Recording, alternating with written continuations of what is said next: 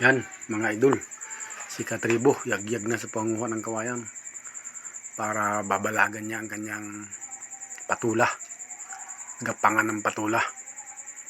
Kaya yan, si Katribo. Paspas na ang pumutol. Yan, nagmamadali si Katribot para hindi maabutan ng may-ari ng kawayan. Kuha ang pambalag. Paspas Katribo.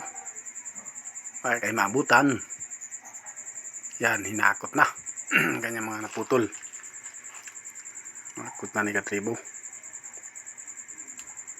Para magkaroon ng pambalag ang kanyang patula at karabansus.